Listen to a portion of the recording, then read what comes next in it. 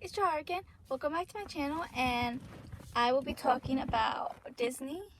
Disney was most of it the couple, not the show, but well, it's a non-canon couple. I'll get to that in a minute. I don't think I talked about Disney that much on here. I have some Disney ideas that I want to get to. I have some Pixar, and I don't have as much Pixar as Disney or DreamWorks, but still. I have several Disney, and, well, not several, but some Disney and DreamWorks ideas I want to do eventually. But this is about a Disney non-canon ship on a show. Girl Meets World is one of my theories. Riley and Fargo in love. I ship it so much. I didn't used to, but then I started seeing these things about it, and these YouTube videos, and these like memes, and they're not memes, but like pictures, and I started really shipping them, and now I ship them, and I don't even really ship Riley and with Lucas anymore, and now I just ship Riley and Fargo because they're just so adorable, and they should have been endgame. If you do not know, a non-canon ship is like when you ship someone is when you want two people together, and when a non-canon is when they are together at some point in the show, even if they're not endgame, whether you wanted them to be endgame or not, as long as they were together, they are canon. Even if it's just temporarily. As long as they were together, that makes them canon. But a non-canon shipper is a couple who's never dated or never even came close. I think if one of them had feelings for each other, I don't even know if that's canon or not canon, because nothing ended up happening, so it makes it non-canon. But one of them did have feelings for the other, so it has to be somewhat canon, right? I don't know what the rules are for that. So comment below what you think the rules are for that. Here are some ideas why I think they're a secret. They actually are in love.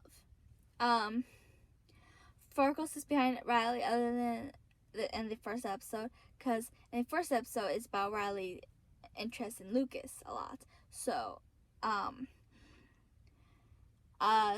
Lucas sat behind Riley in the first episode, but after that, for some reason, her and Maya switched, and all of a sudden she was in front of Fargo, and Maya was in front of Lucas. I don't ship Maya and Lucas. I know people do and people don't. I do not. But I ship Maya with Josh. But it's about Riley and Lucas, because they should have been in game.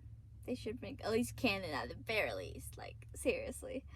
Just so many scenes with them. I mean, okay, going on to the next point of why I think they are in love. There are so many times when he would look at her. Sometimes she would be looking at him as well, but other times he's just staring at her. Because if you notice, there are just so many times when they're like sitting in Corey's class and they talk. While they're talking, he will look at her, and sometimes she would look back, but other times he's just staring at her. There's so many times he's just staring at her when she's not even staring back, and it's like, what's the logic in that if there's not somewhat canon in the relationship, right? I was trying to find a picture, because I have a lot of pictures of the two of them now on my phone, and I was trying to find the right picture to show all the times he's staring at her, because I know it's not showing all the times, it's just showing some of the time, but I know I have it on here sometimes. I can find it, so maybe one of my next videos, if I ever talk about them again, which I probably will, I will show you the picture then, because I can't find it now. Okay. Anyways, Fargo was the only one who noticed that Riley was being bullied, and the only one who knows that Riley was lying about her feelings for Lucas, not Maya and not Lucas. So the first point was Fargo noticed that. I mean, some people can be logical and say, well, he was bullied himself, so he would know the signs, and then people, real shippers, will be like, yeah, but it's more than that, I mean, he didn't notice the signs at first. The only reason why he noticed them was because he just knows Riley so well, and his attraction for her is just so obvious that he would figure it out first. And then he was also the only one that figured out, because I remember when everyone was talking in the cafe about someone backing off for someone. I forgot what. Someone backed off something for someone, and then Fargo was like, but that's what Riley's doing too. And Zay was like, I thought she didn't have feelings for him. And Fargo was like, no, she's just, and that's when Riley pulled away, because he noticed that she was only going back because she thought that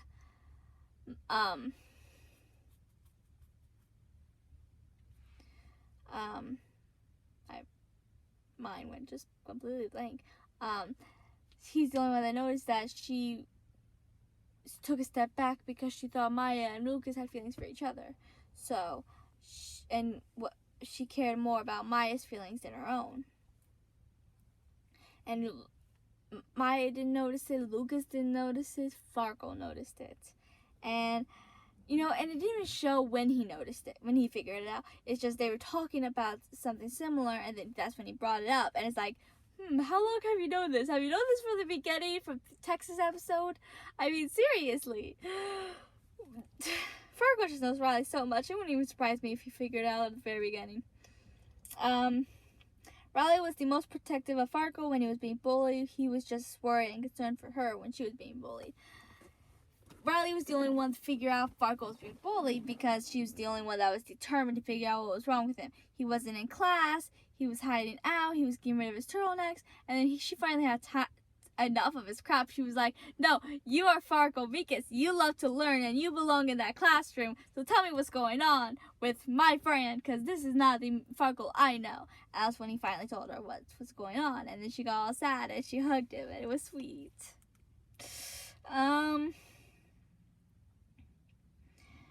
And then when Lucas broke through the window, Fargo came in next, and he's like, you didn't let me hide this stuff from the group. Do you think we were going to do the same thing for you? Because I ship it so much. The hug when they told each other that they loved each other. I mistyped that. Okay. When the first time the show on screen that they said I love you. I mean, the show meant for it to be like a friendship, a platonic way, but us shippers don't take it that way, do we? They hugged, and then Riley was like, I love you, Fargo, and Fargo was like, I love you too. And it was just really sweet and an intimate moment. Always. So many times when Riley says something, Fargo says always. Like, I can't think of an example now, of course not. He said, Pluto will always be a planet in my room. And then Riley asked Fargo if they were on the same team, and Fargo was like, always. And I know there was more, those are the only two that came up to my mind, but it's just so sweet. He's like, it's always and forever with her. Riley's upset face.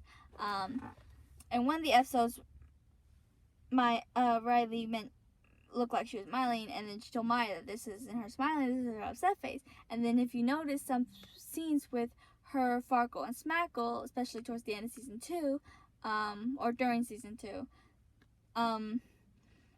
like when they first get Fargo and Smackle together, Riley is smiling, but it's like a small smile, so it's like, that's your upset face. And then on the roof for New Year's Eve, or New Year's, the New Year's thing, right before Fargo told everyone that she still had feelings for Lucas, Smackle came up, and when they were on the roof, and then right when they walked away, Riley's little smile, it was obviously her upset face. So she's upset that they're together because she wants to be with Fargo. Yeah, I noticed that. The writers didn't think I noticed, but I noticed.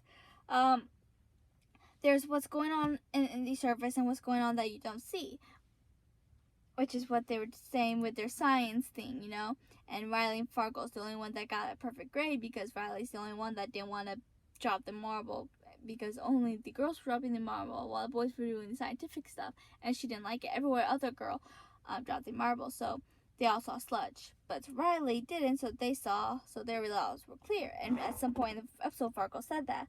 And it's like, what's going on the surface is Riley and Lucas, and what's going on beyond the surface is Riley and Farkle. Ooh. Okay,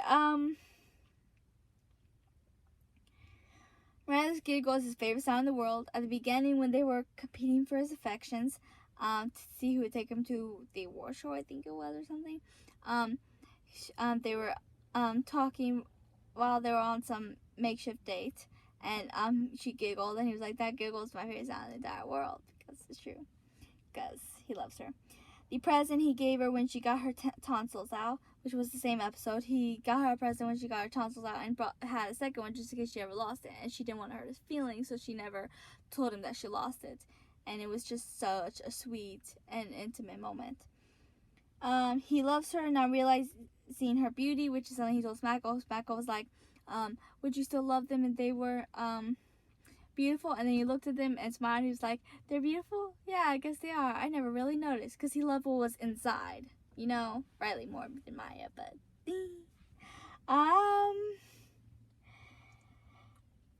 she could never hurt him and made him feel special. When he did that, when they were doing that play and he was awful, he made when the cast members were coming, everyone started clapping. When Farkle came, no one clapped, but then Riley started clapping, so everyone else clapped, and she made him believe that he could go after something so unrealistic.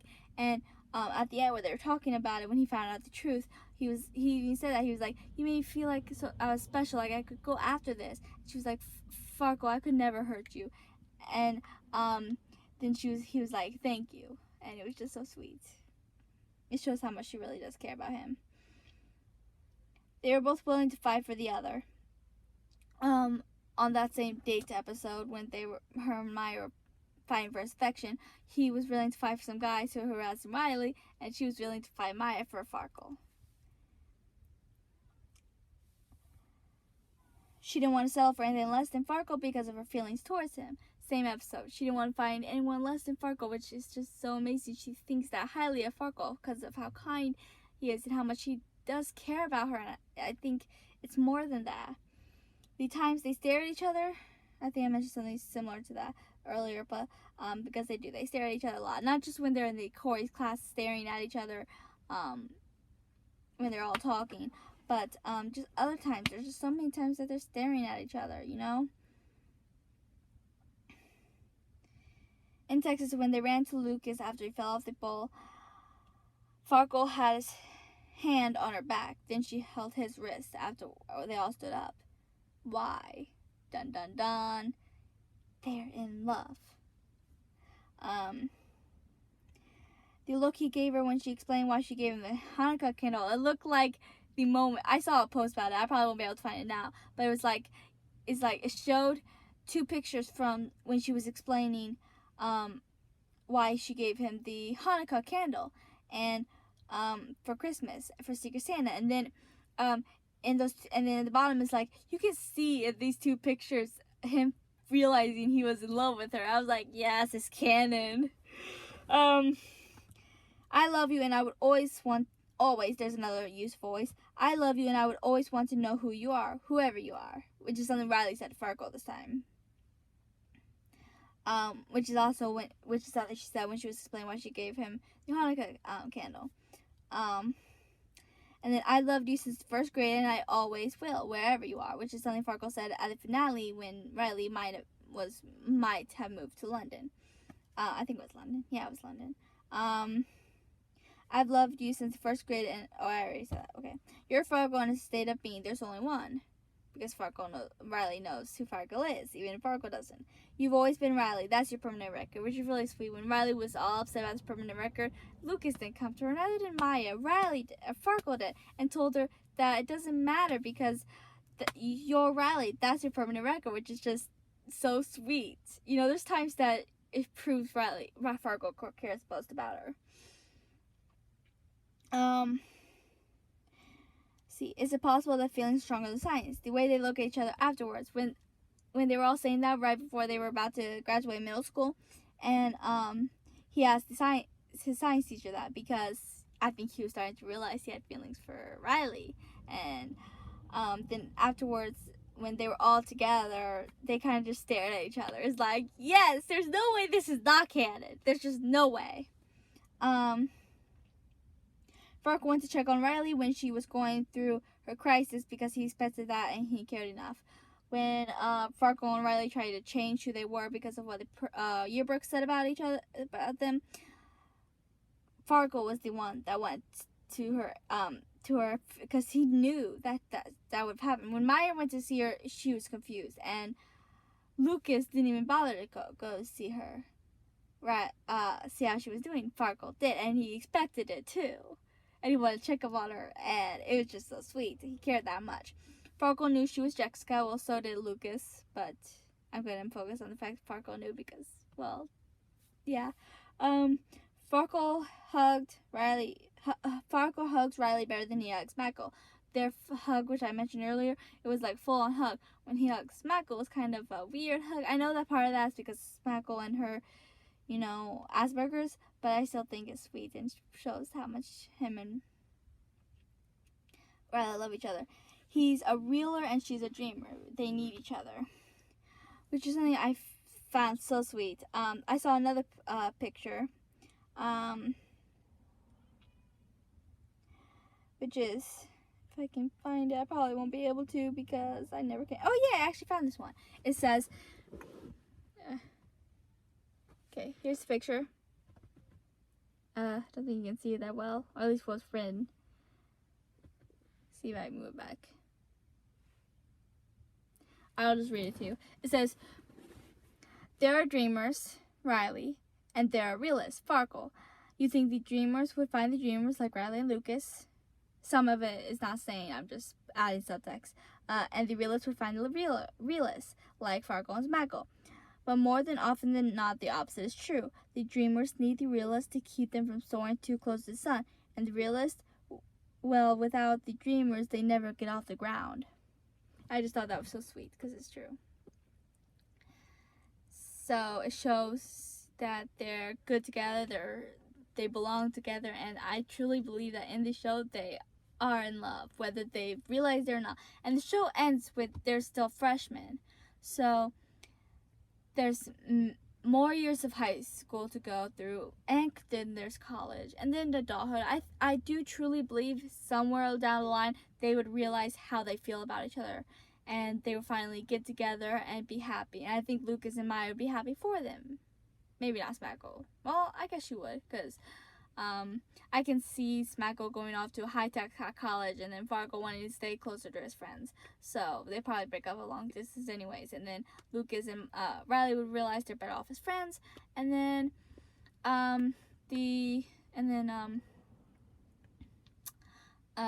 Riley and Farkle would live happily ever after, and that is my ship and my canon. So that's why I truly do believe, even though they won't say it on the show, I do believe that they are in love. So thank you for watching my theories about why the two of them should be canon and should be endgame, and why they are in fact in love. Please like and subscribe and comment what your thoughts are on this video. Do you ship Riley and Farkle as much as I do? And do you agree with the points I made about why they are in love, even if they haven't realized it or won't admit it yet? Alright, see ya next time.